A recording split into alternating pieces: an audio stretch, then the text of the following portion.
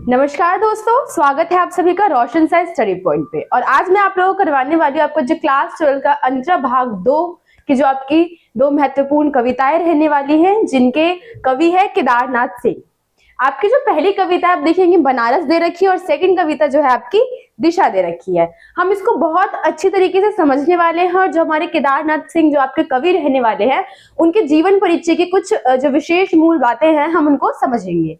और other board के लिए ये बहुत इंपॉर्टेंट रहने वाला है। सीबीएसई बोर्ड में भले ही लेखक का जीवन परिचय नहीं आ रहा है, लेकिन हो सकता है कि आगे चलकर ये आपके लिए यूजफुल रहे, तो आपको ये जीवन परिचय भी ध्यान से सुनना है और समझने की कोशिश करनी है। और आपकी जो कविताएं रहने वाली है उसको मैं इजी लैंग्वेज में अच्छी तरीके से आपको समझाने की कोशिश करूंगी। तो आपका जो केदारनाथ सिंह है, इनका जो जीवन परिचय हम उसे स्टार्ट करते हैं। तो यहाँ आप देखेंगे फर्स्ट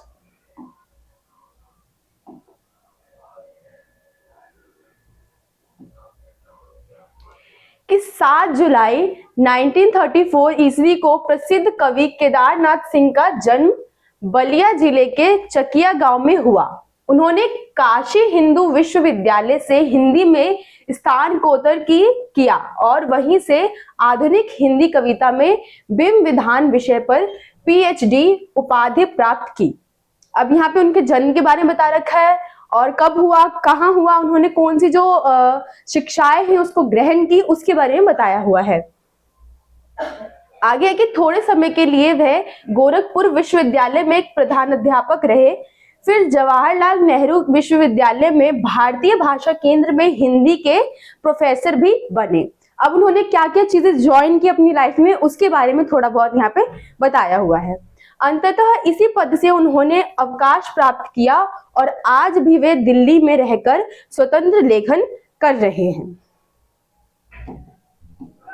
आगे यहाँ पे आपको दे रखा है जो थोड़े बहुत उनके कुछ आप देखेंगे रचनाएं हैं, कुछ कविताएं हैं, उसके बारे में बता रखा है, हम वो समझेंगे। तो अभी तक केदारनाथ सिंह 4 काव्य संग्रह, उनके जो 4 काव्य संग्रह है वो प्रकाशित हो चुके हैं। उसमें से एक है कि अभी बिल्कुल अभी, जमीन पक रही है, यहाँ से देखो, अकाल में सारस और उत्तर कबीर। अब अन्य कविताएं जो है उसमें आ गई है बाघ, कल्पना और छायावाद उनकी आलोचनात्मक पुस्तक, और मेरे समय के शब्द तथा कब्रिस्तान में पंचायत, ये इनके जो निबंध है वो है। कुछ समय पहले ही उनकी चुनी हुई कविताओं का संग्रह प्रतिनिधि कवि नाम से प्रकाशित हुआ है। ताना बाना नाम से विविध भारतीय भाषाओं को हिंदी में अनुदित काव्य संग्रह हाल ही में प्रकाशित हुए हैं। इनके हाल ही में बहुत सारे जो प्रकाशन है उसको प्रकाशित किया गया है। इनकी जो कविताएं हैं, जो कहानी संग्रह है, उसको प्रकाशित किया गया है हाल ही के समय में। ये सारी बता रखी है, ये उनकी कुछ रचनाएं थी, उसके बारे में बताया गया है। हमने बता दिया कहाँ पर उनका जन्म हुआ था, किस डेट में हुआ था, उन्होंने कौन सी शिक्षाएं जो है वो ग्रहण की, वो प्रोफेसर भी बने, हिंदी साहित्य में उन्होंने पीएचडी भी की। बहुत सारी चीजें जो आपको कवि के बारे में समझना जरूरी था वो मैंने बता दिया है। अब आपकी जो बनारस कविता रहने वाली है हम उसको समझेंगे, लाइन बाय लाइन जो उसकी समरी रहने वाली है उसको मैं समझाने की कोशिश करूंगी। आई होप आप एंड तक इस वीडियो में बने रहेंगे और आपको ये वीडियो किस जो इसमें समझाने का जो तरीका था, अगर आपको अच्छे से समझ में आया, एक्सप्लेन करने का तरीका अच्छा लगा, तो प्लीज कमेंट करके बताइएगा। और कहीं कोई कमी लगी हो तो वो भी आप हमें बता सकते हैं ताकि हम उसमें सुधार करने की कोशिश कर सकें।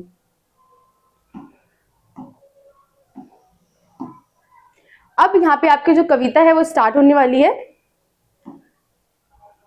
इस शहर में बसंत अचानक आता है और जब आता है तो मैंने देखा है लहर तारा या मडुआडी की तरफ से उठता है धूल का एक बवंडर और इस महान पुराने शहर की जो जीभ है किरकिराने लगती है। अब यहाँ उन्होंने हमें बताया है कि जो इस शहर में जब बसंत अचानक से आता है, यहाँ पे जो बता रहे हैं बनारस के बारे में, तो उस जगह पे जो बसंत है वो एकदम अचानक से आता है। और लेखक कह रहे हैं कि मैंने देखा है जो लहर तारा या मडुआडी, ये 2 जगहें दे रखी है, वहां से जो धूल का बवंडर है, बसंत की जो शुरुआत होती है उन दो जो आपके इलाके हैं वहां से होती है और यहीं से जो धूल का बवंडर है वो उठता है, जिससे कि ये जो पुराना शहर है, एक महान शहर है, इसकी जो जीभ है, मतलब जो और अन्य जो जगहें हैं वहां की जीभ किरकिराने लगती है, मतलब शुरुआत होते होते यहाँ से जैसे शुरुआत होती है, धीरे धीरे ये जो बनारस के अन्य शहर है वहां पे पहुंचने लग जाती है बसंत, और पूरा जो बसंत बनारस है वो बसंत की जो धूल भरी हवाएं हैं उससे मंत्रमुग्ध हो जाती है, और धीरे धीरे ये पूरे में फैलने लग जाती है बनारस के पूरे शहर में। तो यही हमें इस वाली लाइन में बताने की कोशिश की गई है। अब यहां देखेंगे, जो है वह सुगबुगाता है, जो नहीं है वह फेंकने लगता है पचखिया। आदमी दशामेघ पर जाता है और पाता है घाट का आखिरी पत्थर कुछ और मुलायम हो गया है। सीढ़ियों पर बैठे बंदरों की आंखों में एक अजीब सी नमी है और एक अजीब सी चमक से भर उठा है भिखारियों के कटोरों का निजाट खालीपन। अब यहाँ वो हमें बता रहे हैं कि जो है वो सुगबुगाता है, जो नहीं है वह फेंकने लग रहा है पचखिया। आदमी दशामेध, अब यहाँ पे जो ये दशामेध है आप जगह देखेंगे, एक घाट के बारे में बता रखा है। वहां पर जब जाता है कोई आदमी तो वहां पाता है कि जो घाट का पत्थर है वो भी अब बसंत के आगमन से मुलायम हो गया है। अब देखिए उस पर पानी पड़ रहा है, बसंत का आगमन हो रहा है, तो वो पत्थर भी एक अद्भुत रूप से मुलायम हो गया है। और जो सीढ़ी पर बैठे बंदर है उनकी भी आंखों में नमी आ गई है, और जो अजीब सी एक चमक है जो कि भिखारियों के कटोरे में जो है उनका जो निजाटपन है, जो खालीपन है, उसको दूर कर रही है। तो यही सारी बातें हम इस कविता में इस लाइन में बताने की कोशिश की गई है कि धीरे धीरे जो है वो बसंत का आगमन होता है, किस तरीके से दो जगहें हैं वहां से शुरू होता है, उसके बाद ये पूरी जगह में फैलता है, फिर उसके क्या क्या प्रभाव है। यहाँ पे जो हमें ये घाट के बारे में बता रखा है, जो आपका दशामेध घाट है, वहां पे जो आदमी लोग जाते हैं वहां पे देखती है तो जो वहाँ के पत्थर है वो और भी मुलायम हो जाते हैं। ऐसे तो पत्थर आप देखेंगे ठोस पत्थर होते हैं, लेकिन यहाँ के जो पत्थर होते हैं वो मुलायम हो जाते हैं। अब यहाँ पे सिर्फ इंसान की जो भावनाएं हैं उसको नहीं बताया गया है, यहाँ पे आप देखेंगे जानवर का भी एक रूप बताया गया है, कि बंदरों के बारे में बताया गया है कि किस तरीके से बसंत के आने के बाद उनकी भी आंखों में एक अजीब सी नमी आने लग जाती है, और जो भिखारी लोग होते हैं उनके जो कटोरे होते हैं, जो निजात कटोरे होते हैं, उनका भी खालीपन धीरे धीरे दूर होने लगता है।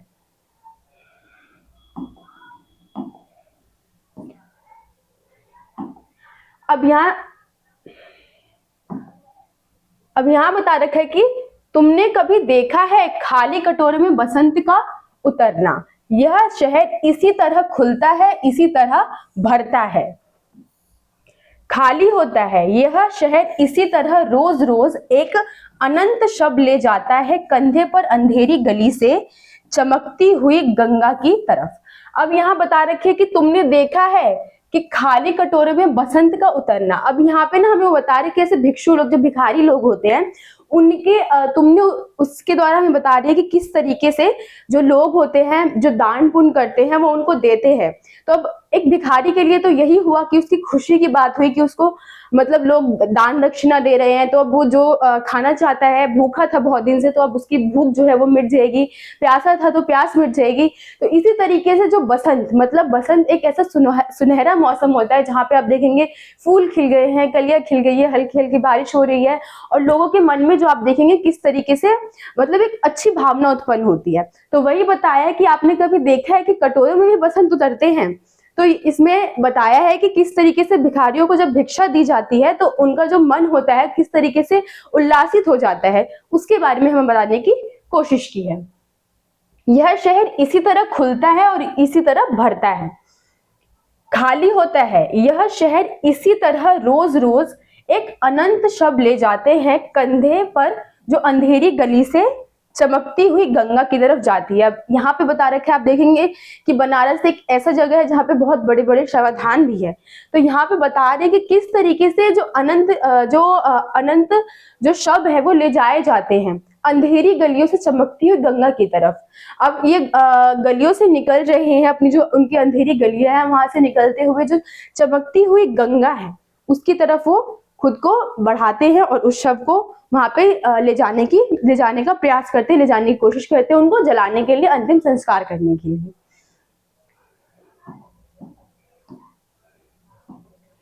अब इस शहर में धूल धीरे धीरे उड़ती है, धीरे धीरे चलते हैं लोग, धीरे धीरे बजते हैं घंटे, शाम धीरे धीरे होती है, यह धीरे धीरे होना धीरे धीरे होने की सामूहिक लय है।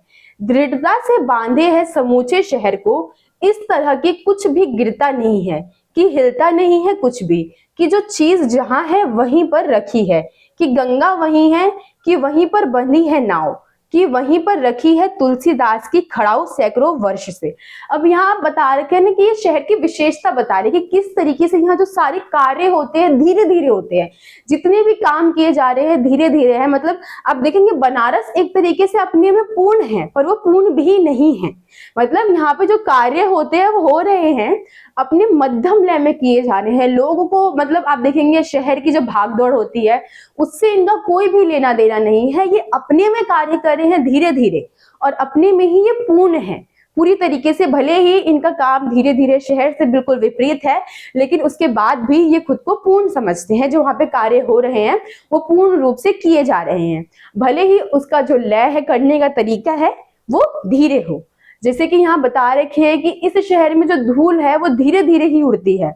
मतलब आप देखेंगे बसंत आ रहा है तो धूल जो उड़ रही है वो भी धीमी गति में उड़ रही है।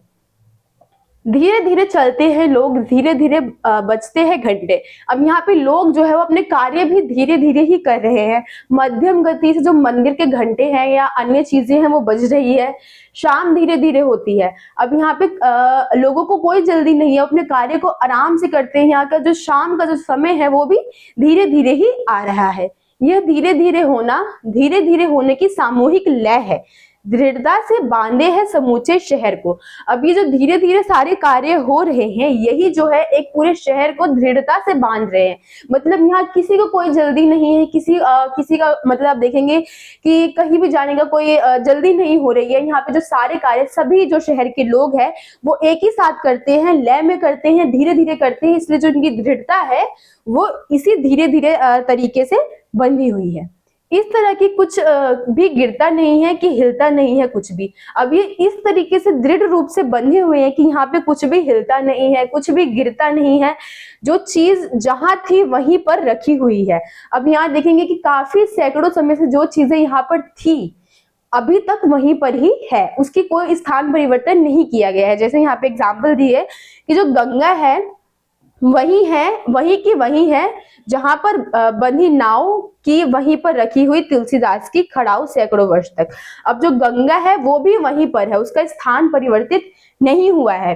अब जो गंगा के किनारे जो नाव है बांधी जाती थी वो भी उसी स्थान पर बांधी जाती है, उसका भी जगह चेंज नहीं हुआ है, कोई जगह परिवर्तित नहीं किया गया है। जहां पे गंगा थी वहीं है, जहां गंगा के किनारे नाव बांधी जाती थी अभी भी वहीं पे नाव बांधी जाती है।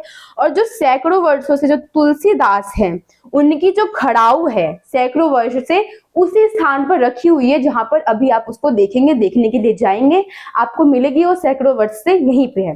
तो इस पूरे पैराग्राफ में उन्होंने बताने की कोशिश की गई है कि यहाँ पे कार्य जो है बहुत धीमी गति से हो रहा है, लेकिन इन लोगों को जो वहां पे रहने वाले लोग हैं उनके लिए यही जो है एक अच्छा मतलब अब देखेंगे शहर में बहुत भागदौड़ होती है।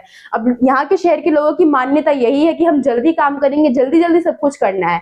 लेकिन यही जो बनारस शहर है वहां के लोगों की यही मान्यता है कि धीरे धीरे ही कार्य करना है। तो ये अपने में खुद को पूर्ण समझते हैं।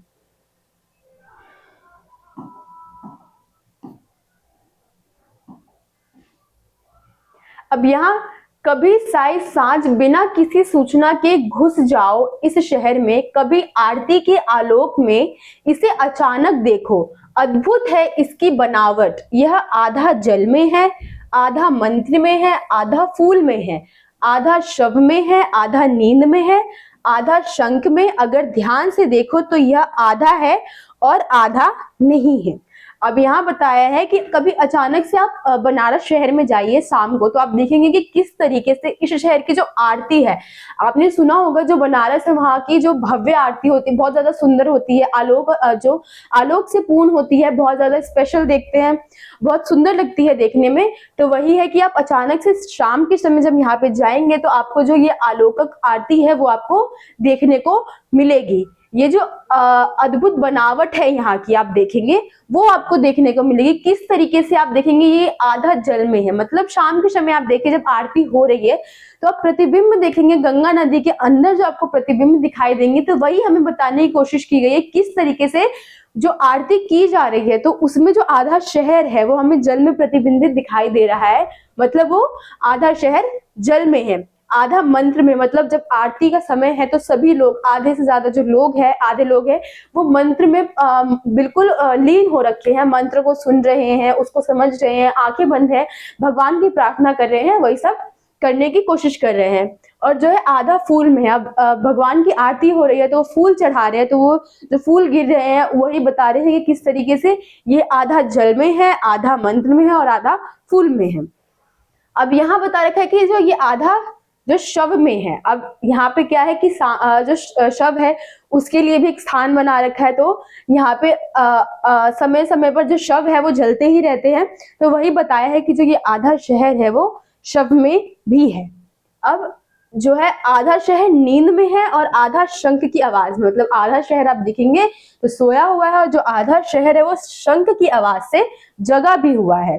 अब ध्यान से देखो तो यह आधा है और आधा नहीं है। अब यहाँ पे कुछ विशेषताएं बता रखी है कि आप देखिए यहाँ पे लोग सच्चाई भी जानते हैं जीवन की, किस तरीके से यहाँ पे जो जीवन का जो अंतिम सत्य है उन लोगों को पता है, लेकिन उसके बाद भी आप देखेंगे तो यहाँ पे जो लोग हैं आरतियों में मग्न है, भगवान की प्रार्थना में लीन है, तो वही बताने की कोशिश की गई है कि ये आप मानो तो ये आधा है लेकिन ये आधा नहीं है, वही हमें इस पैराग्राफ में बताने की कोशिश की है। अब आपका जो नेक्स्ट है हम वो देखेंगे। जो है वह खड़ा है बिना किसी स्तंभ के, जो नहीं है उसे थामे राख और रोशनी के ऊंचे ऊंचे स्तंभ, आग के स्तंभ और पानी के स्तंभ, धुएं के खुशबू के, आदमी के उठे हुए हाथों के स्तंभ। अब यहाँ पे बताने की कोशिश की गई है कि जो खड़ा है बिना किसी स्तंभ के। अब यहाँ ना हमें बताने की कोशिश कर रहे हैं कि जो बनारस शहर है वो एक स्तंभ पे खड़ा है, मतलब एक पिलर, एक खंबा है उस पे खड़ा है। अब यहाँ पे बताया है कि वो जो खड़ा है बिना किसी स्तंभ के, मतलब यहाँ पे स्तंभ का एक रूप बता रखा है। अब रियलिटी में वहां पे स्तंभ नहीं है, एक रूप बताया है किस तरीके से कि सभी लोग एकजुट होकर खड़े हैं एक स्तंभ के जैसे। जो नहीं है उसे थामे राख और रोशनी के ऊंचे ऊंचे स्तंभ। अब यहाँ बता रखे हैं कि किस किस के स्तंभ है, तो राख और रोशनी है उसके स्तंभ है, मतलब आप यहाँ देखेंगे तो जो शव वगैरह है उसके बारे में बता रखा है, और रोशनी में आप देखेंगे जो आरती वगैरह होती है, भगवान भक्ति में लीन लोग होते हैं उनके बारे में बता रखा है। अब आग के स्तंभ भी है और पानी के भी स्तंभ है, धुएं के, खुशबू के और आदमी के उठते हुए हाथों के भी स्तंभ है। तो ये इतने प्रकार के आप देखेंगे कि जो स्तंभ है जो हमें बता रखा है, उन्होंने जोड़ रखा है इस जो बनारस शहर है उसको, और उसी पर जो ये बनारस शहर है उसकी जो एकता है वो खड़ी है। यही सब हमें इस पैराग्राफ में बताया गया था।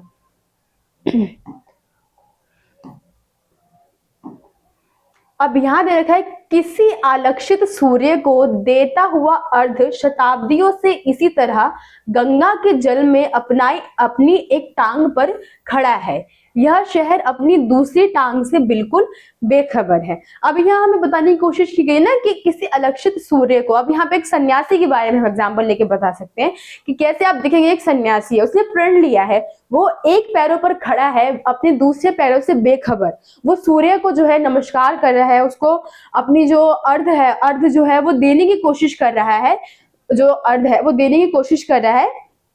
तो उसको ये पता है कि उसके पास दो पैर है, लेकिन जब उस टाइम जब वो उसने ये प्रण लिया है कि वो एक ही टांग पर खड़े होके, एक ही पैर पर खड़े होके जो सूर्य है उसको अर्घ देगा, तो वो अपने दूसरे पैर से जो बेखबर है। उसी तरीके से हमें यहाँ पे बनारस शहर के बारे में बताया गया है कि ये जो है अपनी एक टांग पे खड़ा है, मतलब कि आप देखेंगे कि आधुनिकता से बिल्कुल दूर जो है ये अपना, आप देखेंगे पौराणिक चीजें हैं उससे परिपूर्ण है पूरी तरीके से। आधुनिकता भी है यहाँ पे, लेकिन ये जो लोग है उससे बेखबर है, उसके बारे में इन्हें उतना जो ज्ञान है उसके बारे में नहीं पता है, लेकिन जो पौराणिक चीजें हैं उसके बारे में ये ज्ञान रखते हैं। उसके बारे में जैसे आप पूजा पाठ को देखेंगे, धीमी गति से कार्य करना हो गया, सभी चीजें जो आप देखेंगे ये बिल्कुल पौराणिक तरीके से किया गया है। तो वही हमें बताने की कोशिश की गई है कि यहाँ पर जो सभी चीजें हैं वो उपलब्ध तो है, लेकिन लोग अपनी जो पुरानी व्यवस्था है उससे ही चल रहे हैं, अपनी दूसरी टांग मतलब आधुनिकता है उससे बेखबर होकर ये चले जा रहे हैं और जीते जा रहे हैं, उसके बारे में हमें बताया गया है। तो आप अपनी पूरी इस पोयम में देखेंगे जो आपकी ये कविता दे रखी है, यही बताने की कोशिश की है किस तरीके से जो एक बनारस शहर है उसकी जो सुंदरता है, जब वहां पे बसंत आ रहा है, बसंत का आगमन हो रहा है, तो किस तरीके से वो जो शहर है निखर के सामने आ रहा है। वो एक तरीके से पूर्ण भी है और एक तरीके से पूर्ण नहीं भी है। उसके बारे में हमें जो केदारनाथ सिंह है उन्होंने बताने की कोशिश की गई है, जो कोशिश की है। अब यहाँ पे देखेंगे तो बहुत सारे जो उदाहरण हमें दे रखी है, बहुत सारी विशेषताएं हम बता रखी है, तो वो ध्यान देने वाली बातें हैं। जैसे आप देखेंगे इसमें हमें जानवरों की जो भावनाएं हैं उसके बारे में बता रखा है, जो भिखारियों के कटोरे में बसंत आने का एक जो मेन टॉपिक है वो बता रखा है। ये जो सारी चीजें हैं आपको ध्यान से समझना है और अच्छी तरीके से इस पोएम को करना है, क्योंकि इसमें से जो आप देखेंगे मेनली जो क्वेश्चन है वो बनते हैं। और मैं मेन टॉपिक बता दूं आपको, तो आप देखेंगे तो आपका जो आप देखेंगे फर्स्ट जो कटोरे में बसंत का उतरना है वो जो क्वेश्चन है वो बहुत ज्यादा बार जो है रिपीट किया गया है, तो आपको उस लाइन को अच्छी तरीके से समझ लेना है ताकि अगर आगे क्वेश्चन आए तो आप उसको अच्छी तरीके से कर पाओ। आपका जो अब नेक्स्ट पोयम है हम वो करेंगे जो कि आपकी दिशा है, उसकी जो समरी है वो मैं एक्सप्लेन करूंगी। यहाँ पे दे रखा है कि हिमालय किधर है। मैंने उस बच्चे से पूछा जो स्कूल के बाहर पतंग उड़ा रहा था। उधर उधर उसने कहा, जिधर उसकी पतंग भागी जा रही थी। मैं स्वीकार करूं मैंने पहली बार जाना हिमालय किधर है। अब यहाँ केदारनाथ सिंह जो है वो बता रहे हैं कि उन्होंने एक बच्चे से पूछा कि हिमालय किधर की तरफ है। तो वो जो बच्चा है वो निस्वार्थ अपने पतंग अपने खिलौने को देख रहा है कि जिस तरफ उसका खिलौना जा रहा है उधर ही की तरफ जो भी चीज है मैं बताऊंगा। जैसे आप छोटा बच्चा है उसको इतना ज्ञान नहीं है, लेखक है उसको पता है कि उत्तर दिशा में हिमालय है, लेकिन उसके बाद भी उन्होंने बच्चे से ये प्रश्न किया क्योंकि वो जानना चाहते थे कि बच्चे के हिसाब से ऐसा क्या है, मतलब हिमालय किधर की तरफ होगा। तो जिस तरफ बच्चे का जो इंटरेस्ट है, जो उसका भाव है, जिस तरफ जा रहा है, उसकी सारी खुशियां जिस तरफ जा रही है, तो उसी तरफ वो उसका उत्तर देगा। उसके बारे में उन्होंने हमें बताया कि किस तरीके से बच्चे से उन्होंने जब पूछा कि हिमालय किधर की तरफ है, तो देखा जहां उसकी पतंग जा रही है उसने यही कहा कि उधर ही हिमालय है। तो अब यहाँ पे जो पोएट है वो बोल रहे हैं कि मैं स्वीकार करूं कि मैंने पहली बार जाना कि हिमालय किधर है। अब ये बच्चे के मन से समझ रहे हैं कि हिमालय की दिशा किधर की तरफ है, मतलब जिस तरफ बच्चे का भाव है, उसका रुचि है, उसी तरफ उसके लिए सारी चीजें हैं। आप हिमालय पूछे या कुछ और चीज पूछे, अब जिस तरफ उसकी रुचि जा रही है उसी तरफ वो अपना जो उत्तर है उसको देने का प्रयास करेगा। तो वही उन्होंने हमें इस कविता के जरिए बताया है। आपको दोनों कविता आई होप समझ में आ गई होगी। अगर आपको कहीं कुछ कमी लगी हो तो प्लीज बताइएगा, और जो नेक्स्ट वीडियो है मैं जल्दी ही अपलोड करने की कोशिश करूंगी, और आशा करती हूँ आप एंड तक इस वीडियो में बने रहे होंगे। Thank you.